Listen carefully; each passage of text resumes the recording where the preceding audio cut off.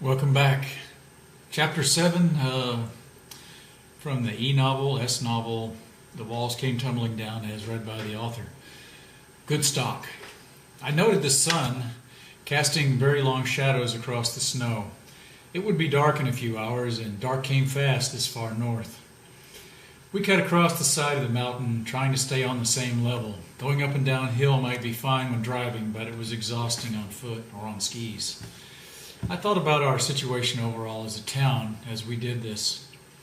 Almost every family out there was armed, of course, mostly hunting weapons, bolt-action rifles in various calibers, and shotguns from .410 to 12 gauge. A real logistical nightmare for resupply, to be certain. Ammunition would therefore be scarce until something could be figured out. My mind wrestled with that for a moment, and it was only depressing to consider. On the plus side, though, cross-country or Nordic skiing was a huge sport in our neck of the woods, and I recognized the tremendous advantage this gave us. It required no fuel, as did snowmobiles. It was quiet, and it had been proven in war many times before. As we glided along over the hardening snow, I was grateful that everyone could ski, many of them quite expertly and competitively. I thought of how much slower our patrols would move when the snow was melting, though. This would be right about the time we needed to cover even more territory. These raiders were making a tough situation almost impossible. We had not nearly enough people to cover all this territory, but we had to. We would have to resort to some very rough tactics. We would have to make raiders afraid to enter. I knew some techniques, and they were nothing I wanted to engage in, but still. As we neared the military crest of the hill, I resisted the urge to just push over. Instead, more out of habit and training, I moved into the shelter of a large fir tree, inching forward until just my head was over the crest, and then scanning, stepping forward and scanning again. If anyone were on the other side of this hill and in the small valley beyond, I wanted to see them before I exposed my entire patrol. I glanced to my right, and I saw the men spread out a bit and cover their sectors. One of the leaders was giving some hand and arm signals to reiterate security as well. That was something, at least. We might have an impossible task, but I didn't really feel so all alone, so overwhelmed now. At least I had very good people on whom I could rely. Perhaps we would make it after all. My head was still spinning from all the details of what needed to be done, trying not to get depressed. My patrol was fortunate. I had all vets. Future patrols would be amateur night for certain, though. Neighbors and friends with little training, if any at all going out in harm's way to protect their families. I breathed a sigh of relief, though, and went back to scanning.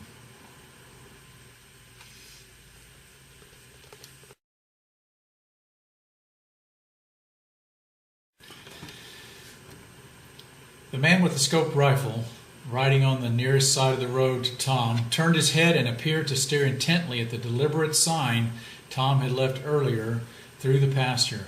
Suddenly, he jerked his horse around and called to his friends. Tom cursed himself for his foolishness, for leaving that sign in the first place. Now he would have to fight.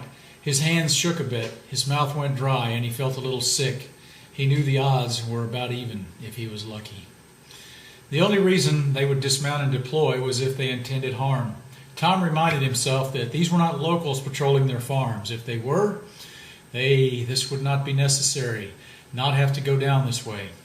No, they were raiders. They were predators looking for prey. Tom was their quarry, but they presumed correctly that he would also be an armed prey. They were now starting to dismount. Tom lined up on the man with the Stetson who was calling out orders. Habit and training were now kicking in. Thousands of repetitions of the same routine made it automatic now. Those repetitions were necessary to keep a man from getting confused at exactly the time he needed to function at maximum performance. Smooth and quick, Tom worked through his shooting routine, breathing in, releasing the air, aiming, stopping when the red aiming point of the ACOG was on the man's chest, just above the plate carrier, then squeezing the trigger. The rifle bucked against his arm reassuringly as the weapon cycled, chambering another round, and through the scope he saw the man fall, but Tom was already lining up for his second shot on the easiest of the two with scope rifles. Always take the easy shots first, he remembered. Pandemonium reigned, and the riderless horse was running away wildly, kicking and braying. The other horses were now fighting, tugging and struggling against their riders. One of the pack horses was trying desperately to pull free. The man with the shotgun appeared to have them barely under control as he dismounted. Tom took all of this in quickly, but regained his focus. His pulse rate now shooting through the ceiling, Tom tried to control his breathing. He had to settle down and shoot straight. He was still outnumbered, and these men might be better shots.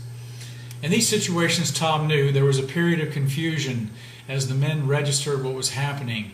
They tried to figure where the shot had come from, all the while working to regain control of themselves and their animals. Fortunately for Tom, they were not working together as a team. It was obvious they had never been ambushed before. They had no real plan other than to take cover and shoot back. This was good luck for Tom. Luck. One of the men was running to aid the recently downed man.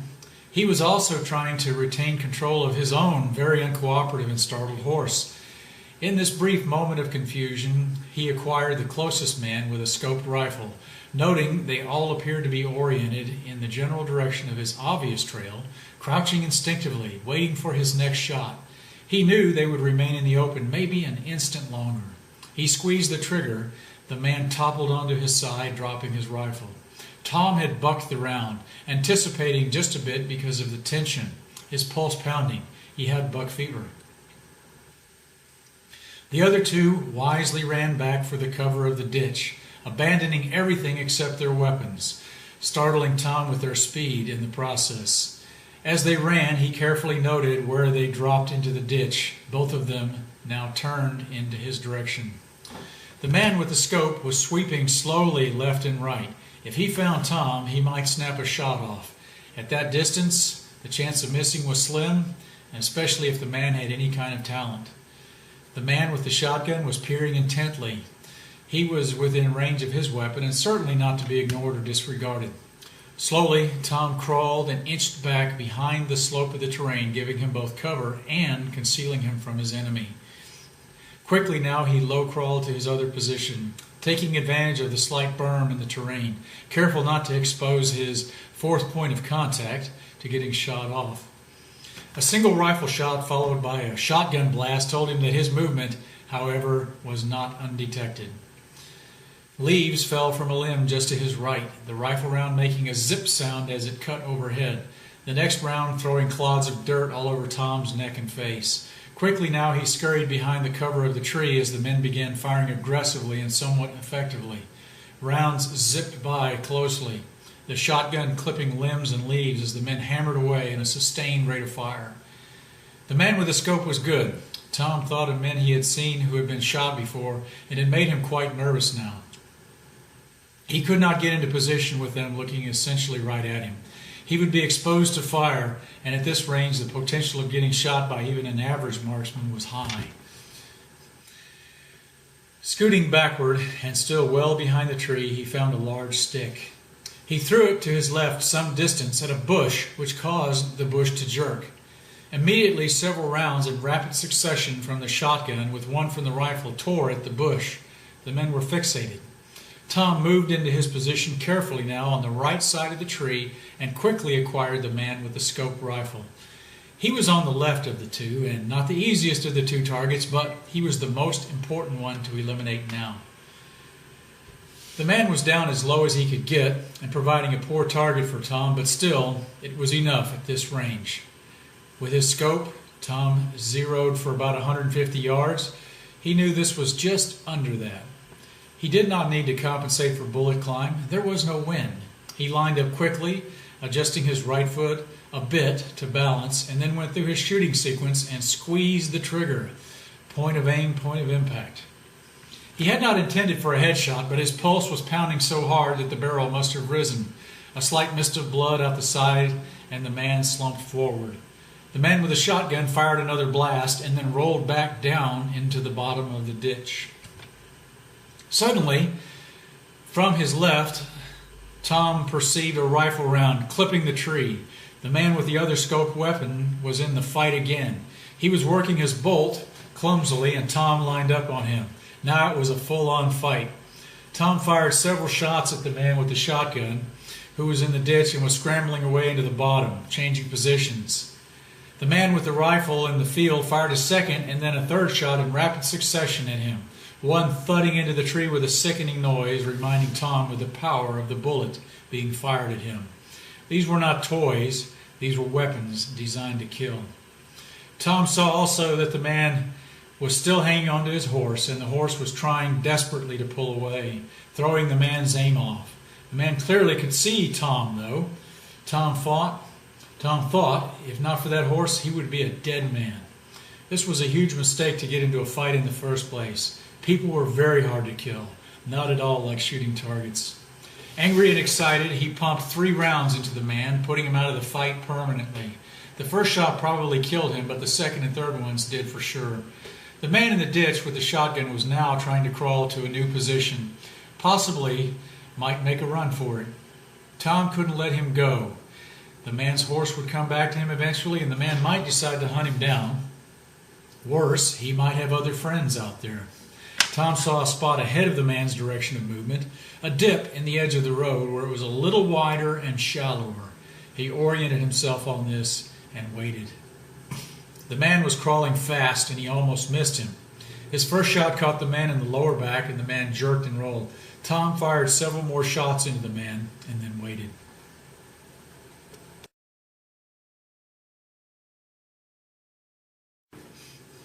A standoff. Greg and Brian stood shoulder to shoulder, weapons leveled menacingly on the 4 hunters in front of them. Greg was now armed with an M4 carbine, Mark's old weapon. Brian held a large 12-gauge shotgun in his hand-sized fist, making it look almost like a toy. Just a few feet away in a ragged line stood several hunters, a sort of semicircle around the moose carcass.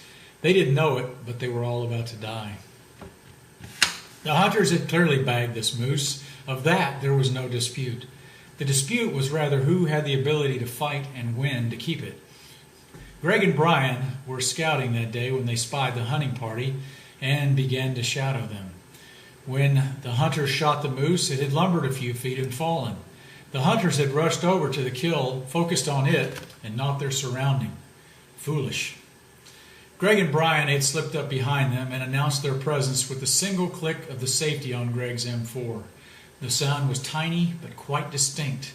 The hunters turned around slowly but with their weapons in hand. Greg knew that he could not take all 4 of these men without the chance of possibly being shot. Brian trusted Greg, though, and that would work out well for Greg. "Now look, mister, this is our moose. We took him," began a large man with a shaggy-looking beard, the look of hunger and determination behind his eyes. He was most likely the leader, and Greg decided he would shoot him first. The hunters all had bolt-action scoped hunting rifles, which put them at a disadvantage. Greg's group had gotten pretty good at ambushing hunters by now, not so much for what they had, but more to protect the hunting grounds. Greg thought it was like the way the Indians used to do with other Indians. Nothing personal, just business. Greg had grown to enjoy killing people, too. He wasn't sure of it at first when they had shot Mark and later raped his wife, but now he was absolutely certain of it. It was much different than the thrill of hunting, especially if you got to see a look of fear in the eyes of your victim first. He had enjoyed killing the Amish farmer the other day. Doing that in front of his family was even more exciting, especially when he knew what was in store for the women. Greg wanted the moose, and he would kill to get it.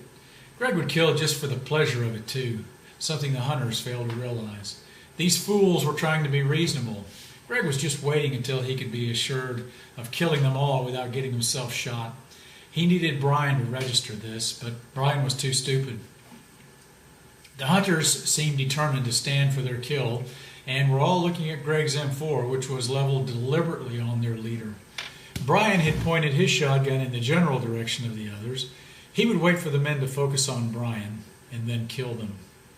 Greg smiled at the thought of watching the men die. The power he had was immense. It was thrilling and exhilarating.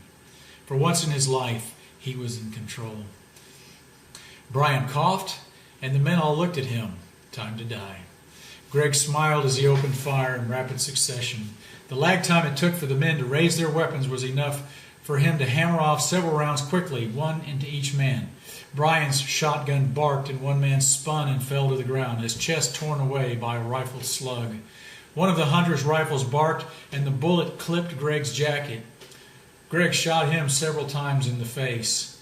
The fourth man, wounded, dropped his weapon and raised his hands. Greg looked down at the weapon thoughtfully and said, "All right, good call." He smiled at the man, and he smiled back apprehensively. Greg then shot the man in the stomach, his face never changing expressions as he did so. The man lay writhing on the ground in agony. The other men were not quite dead yet, at least two of them. Not wanting to waste ammo, Greg simply set their weapons aside and then picked their pockets in gear.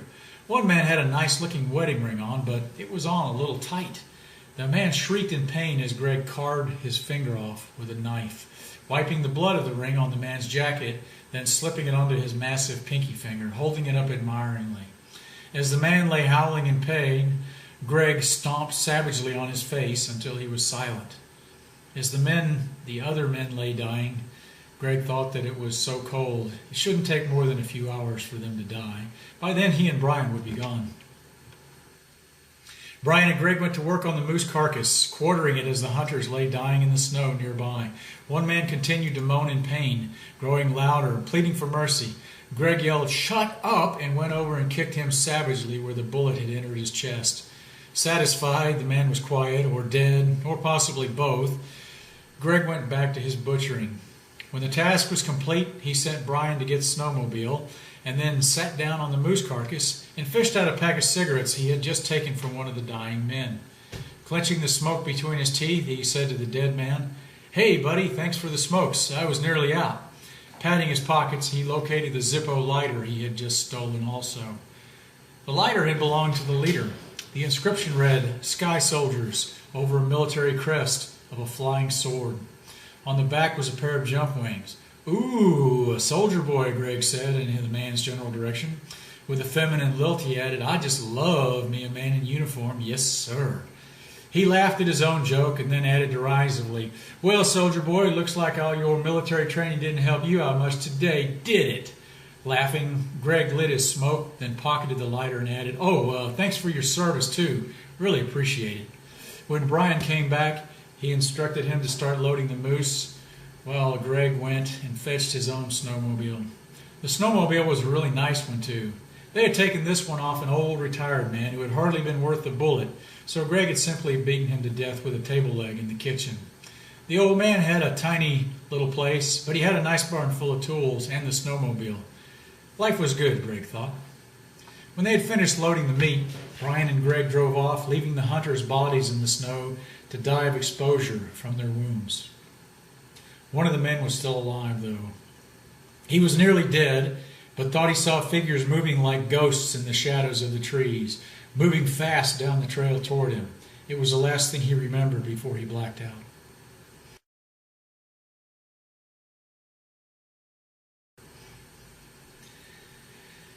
Cavalry.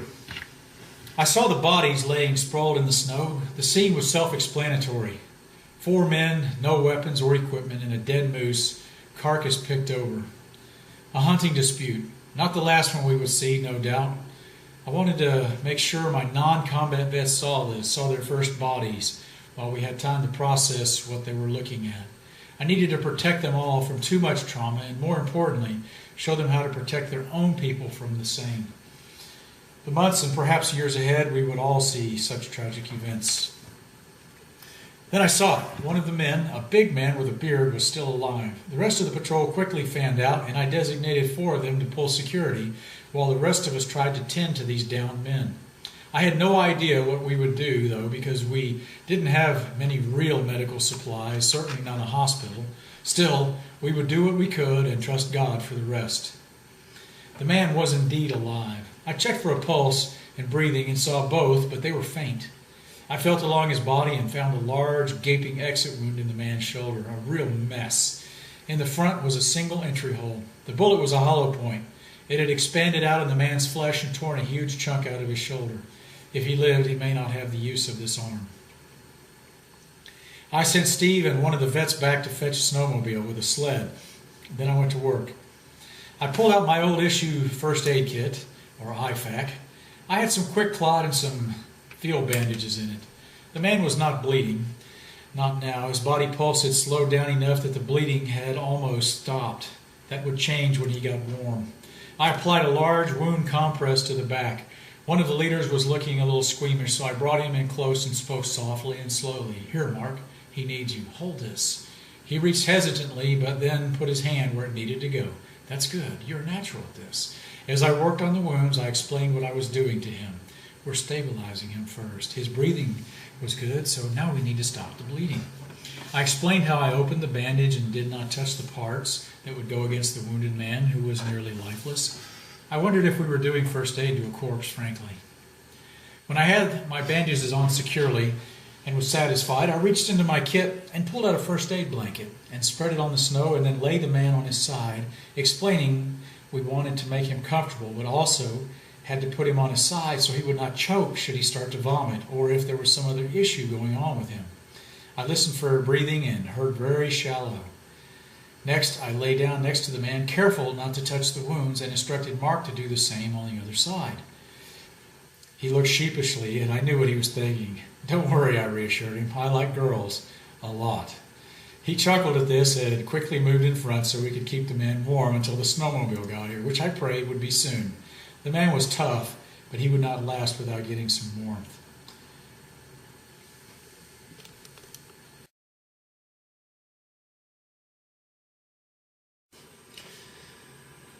A faint scratching on the door, and David answered, shotgun held in his right hand. Peering first through the tiny window at the top of the door, he saw nothing. He started to turn away, but heard the scratching again. Opening the door a crack, he peered out and saw nothing at first. Then, suddenly, he saw what looked like a clump of rags with feet coming out. A person, a child, he thought. Opening the door, he rushed outside and saw that it was a young woman, a rucksack still on her back. How long had she been here, he thought. Looking quickly around and calling out, he checked to see if she was alone.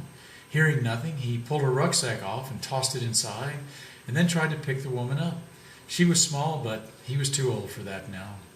He drug her inside the front door instead, closing it behind them. She was just a kid, younger than his daughter, he thought, as he checked to see if she had a pulse. She did.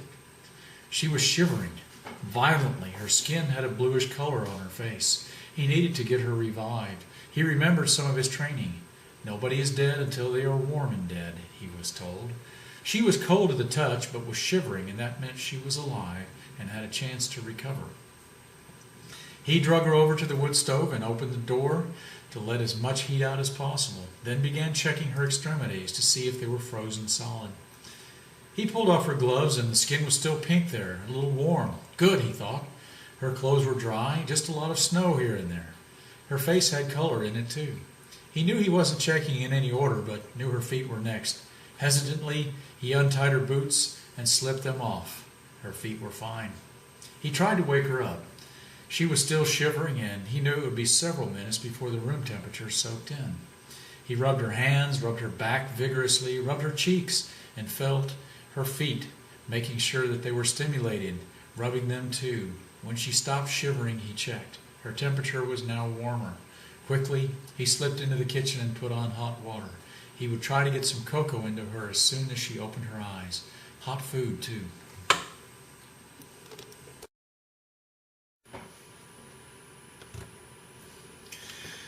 Good men, bad men. Scoping the field to see if his enemies were down and not moving, Tom made sure they were all dead and looked like they would stay that way. He got his binos out and checked carefully, noting that one of the dead men still held his horse's reins. That horse was now nuzzling the down man, trying to wake him up. It was kind of sad, but then he remembered that even bad men could be good to their animals. He scanned up and down the road, especially back the direction the men had just come. If they were part of a bigger party, that would be coming down the road soon enough. He had seen none of the men calling on a radio, though. Indeed, if they had one, or if a bigger party were present, the men might have gone to cover and waited him out. Still, he didn't want to chance it. Tom looked back to the horse. A mare. The man was still holding the reins. He focused in carefully on his hand. The reins were split reins, a separate piece of leather in each hand, popular with some riders. He remembered riding a lot as a boy back in Texas, how his best friend's family owned a large stable that used to be a dairy barn.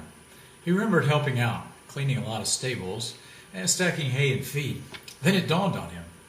If he could catch that horse, he could ride the rest of the way. He knew that the horse would help him make 25 miles or more a day easily on average. They used to do that on the annual trail ride from his small town down to the Houston Livestock Show and Rodeo, the trail ride. Slowly, he moved toward the horse, weapon slung behind him, no hat on his head. Speaking gently and looking somewhat down, but not submissively, he approached. The horse snorted and pawed with one hoof and turned her head a little to the side to see Tom more clearly. Tom continued to move, looking now at the horse's ears. They flickered back, and when they did, he stopped moving, but continued to speak, softly but confidently. "There's a good girl. It's going to be okay," he kept repeating. He was watching her eyes, too, watching for the telltale signs of fear, ears flat back on her head and whites of the eyes. She didn't do this, though. He kept approaching, and whenever the ears went back a little, he stopped. When they went forward to normal, he continued. He moved up until he could stroke her face.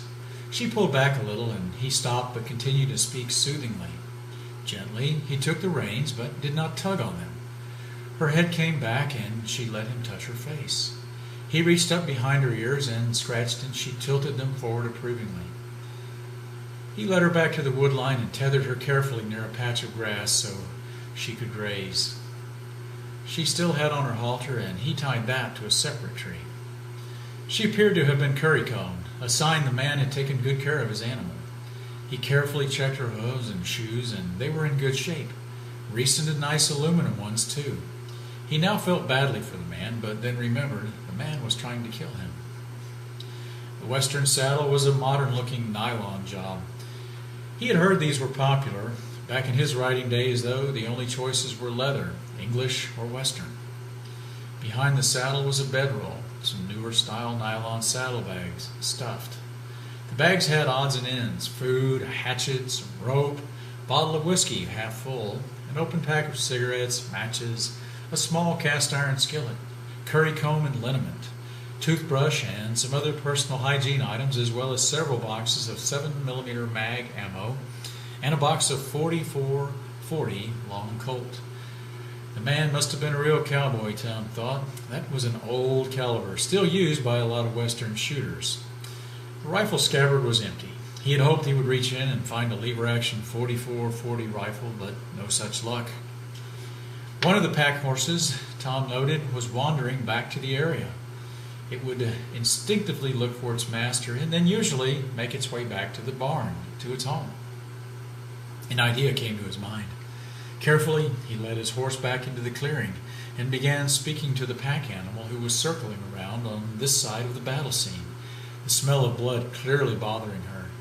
Her load had come undone, apparently, and all except for a tarp and a few minor odds and ends, nothing remained. She had only a halter rope, which had apparently worked loose from the lead horse. These animals might return also, but the smell of blood might drive them away. It worked, though. The herd instinct took over. The stressed animal and the two greeted each other with a little snort and a nod. The pack animal came and stood beside Tom's horse, and he slowly took the halter rope and led both animals upwind from the blood and waited and watched with his binos to see if more came back. After about 20 minutes, he decided he could not wait.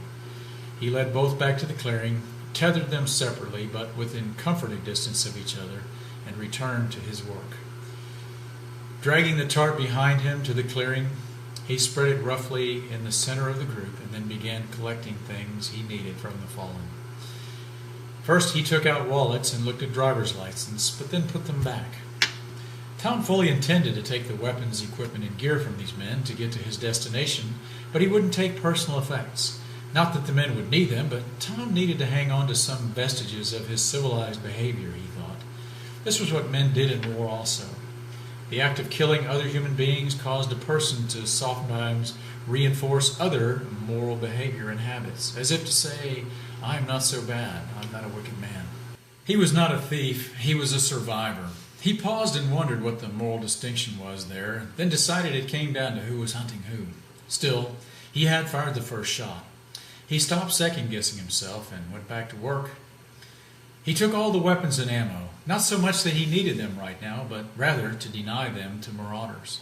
It would be tragic to get shot by one of these weapons when he could have taken control of it. The man whose horse he now had been carrying a 7mm mag with a scope on it. It was a nice-looking weapon. On his belt, he wore a nice cowboy holster with the 4440, fancy engraving and beautiful wood handles. A real piece of art. The belt loops were all full. It was bloodstained, though, soaked. He took the bullets out, wiped them off, and put them in his pockets and laid the pistol on the tarp. The man had a pocket knife and some change. He took the knife, but left the man's ring and watch and change. It was a wedding ring, he noted. He was fighting his own pangs of conscience and guilt now, not over the killing, that had been necessary, but over taking things off their bodies. The man with the shotgun had a .38 revolver with only 4 shells in it, stuffed in his back pocket in a game bag with maybe 24 shells, a mix of double-aught buck and a few 2 3/4-inch slugs. The shotgun was an old Winchester turkey gun with iron sights. He took this and the large skinning knife on the man's hip with the sheath. He used the knife to cut the man's belt, and he left everything else. Digging in the man's pockets, what he found next sickened him. Several rings of different sizes, including a lady's engagement ring, blood-soaked, dried blood under the diamond. This told him all he needed to know. They were certainly looters and quite possibly murderers, or worse. They definitely were not innocent. He left the jewelry where it lay. Now he knew the gold would be worth something in barter, but he didn't want to be found carrying a pocket full of jewelry, especially a lady's engagement ring, no matter how valuable it was. Back up the ditch, he found the other man with a scoped rifle, now covered with dark blood from the headshot. Pieces of the man's brain were scattered across the ditch. It was not his first time to kill, but it always made him uneasy to see such a mess, what had once been a human being. He had worked as an EMT for a while, and it wasn't nausea he knew. It was more something about a head wound that was unsettling to him, as if to pronounce his own vulnerability and mortality. On his hip, the man had an old 1911 A1 long slide .45 with an extra magazine, both loaded. Now, Tom liked the old .45s, but they were so heavy and bulky, compared to the newer ones anyway. The man's rifle covered in sticky blood, the scope too. Tom tried his best to wipe it off. It was a .30-06, and the man had a pocket full of ammo and little else. Last, he went to the man who had been the leader. The man was a bit older than the others. His face looked lean and hard. He had an honest look about him, though. Tom had seen honest men go bad many times before. Desperation made people change their values. Tom wondered now if he was guilty of that very thing. Had he crossed a line today? Yes, he had. He had killed Americans for the first time, for one thing. He tried not to think about it. The man's weapon was a nice M4 carbine with an older, short, red dot civilian model scope. He was wearing what appeared to be a chest rig, black in color with a half-dozen magazines, all full of regular ball ammo. Although the man had not fired a shot, the weapon smelled as if it had been fired recently. The weapon was clean, though. Tom pulled the man's tactical vest off and began going through the pockets. The pockets were full of various things, including a map, a compass, a cell phone. The sling was a nice tactical one for the rifle. His pistol, a .40 caliber Glock, and there were 2 magazines for it on the chest rig as well. Also, mounted horizontally behind the magazines was a very nice combat knife with a huge blade. All this did not seem to go with the man's button-down shirt, his nice jeans, and cowboy boots. He didn't dig around in the vest much further, though. There'd be time for that later. Right now, he had to be leaving. Dragging the gear on the tarp behind him, he saw that the pack animal was apparently saddle broke, or at least he could see evidence of where she had been wearing a saddle at some time. This was good. Tom could switch horses. He could ride one and then switch over to the other if need be.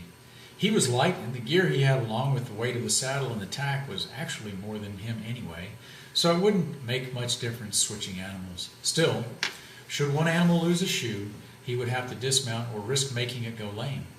He would not ride on the pavement, though, in either event, to prevent this from happening. Breaking his gear down, he looked at the bike and thought of leaving it, and then realized that it weighed only 25 pounds. And if both animals went lame, he would definitely need this. He took the AR out of the tarp and slid it into the scabbard, and the magazines from the man's pouch went into his saddlebags. The other items would be packed inside the tarp. Finished packing the tarp, he loaded everything into his rucksack that he could, rigging it into a single giant roll in the tarp, folding it so that it wouldn't shake out the ends before draping it gently over the pack animal. The wheels were removed from the bike, the handlebar included.